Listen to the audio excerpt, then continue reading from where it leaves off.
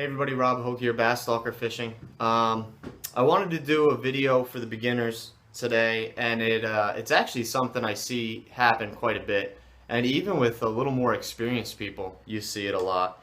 And it really causes you to lose a lot of fish, and it's just your hook set. I mean, you see it quite a bit where people are out on the lake and they're reeling their bait in, or they're working their bait, however, and all of a sudden they get a bite and they just kind of haphazardly lift their rod tip up and start reeling, and then they play the fish and the fish gets within 10-15 feet of the boat and it comes off, and then they're mad, and it is what it is. We all lose fish, but losing fish in those instances, a lot of the time it's because of your hook set. So I just wanted to go over how to properly set the hook on a fish and try to explain why you need to do it certain ways. Now I kind of had two general ways I set the hook, and what determines that is what kind of bait I'm using.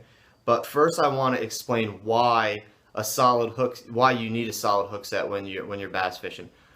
What you need to understand is that the inside of a bass's mouth is a lot of its bone. Obviously, there's parts in the side where it's just skin, but a lot of times, if you're fishing slow-moving baits or whatever, you're trying to penetrate that hook through bone.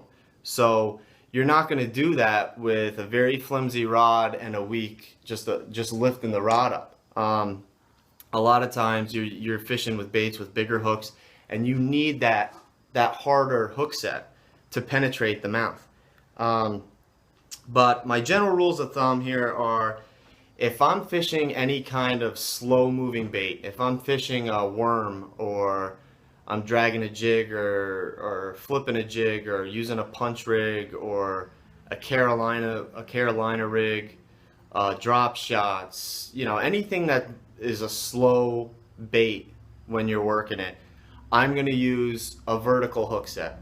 Most of the time you'll have your rod tip at 10 o'clock when you're working this bait anyway. If you have a jig, you're going to be putting it at 10 o'clock and be working it up to 12 o'clock and letting it back down, and that's just basically how you're going to work it. Now, with your rod at 10 o'clock and you're fishing a slow moving bait, you want that vertical hook set. What you're going to do is you're going to drop that rod tip, you're going to reel at the same time, because you're going to reel your slack up, and when you feel the weight of that fish on the line, you're going to explode upwards hard up to the 12 o'clock position, because you're penetrating through the hardest part of the bass's mouth is the roof of the mouth, and that's what you're trying to penetrate through. So 10 o'clock position, you lower and reel down at the same time, you feel the fish, you snap up hard, and to the 12 o'clock position. When you're setting the hook, you need to set the hook. It needs to be solid.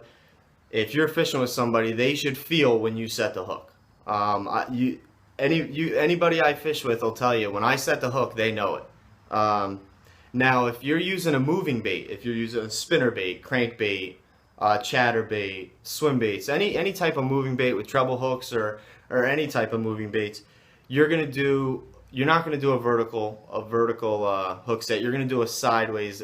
They call it a sweeping hook set, and it doesn't have to be as hard, because the side of the mouth obviously isn't as hard as the roof of the mouth. So if you're working your spinner bait and the end of your rod's kind of pointed near the general direction of where you cast your bait to, and you're working that bait, and then all of a sudden you feel that bite, you're just going to snap that rod to the side. You're just sweeping the rod to the side, but you're going to continue reeling. So I'm going to be reeling, I feel the bite, I'm just going to snap to the side and continue reeling.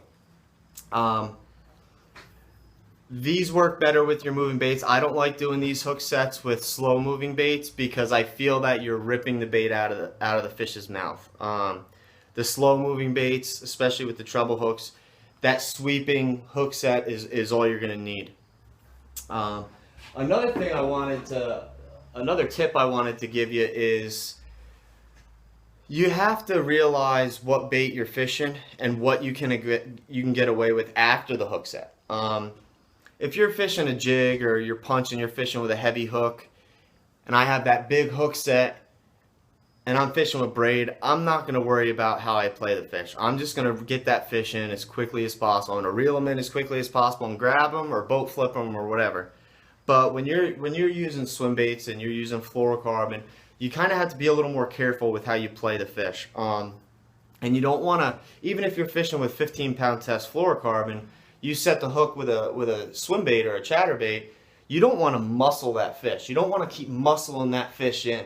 As long as you keep tension on the line and keep a bend in that rod, they're not going to get off. A lot of times the reason they get off is either a poor hook set or you muscled them in too much. You were pulling on them too much, and what that does is it causes that hook to pull more on the hole where you have them hooked, and it makes the hole that the hook's going through bigger than the actual barb on the hook. So when they jump and they start shaking their head, now it's a lot easier for that hook to come flying out of the fish's mouth because you made that hole so big by pulling so hard on that fish.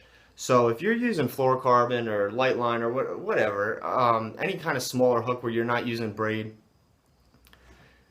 make a good hook set, keep the line tight, keep a bend in your rod, and just take your time and get them in the boat. You're still going to lose fish. Everybody loses fish, but you're not going to lose as many because you're not making that hole so much bigger than the diameter of the hook where it's easy for the hook to come out.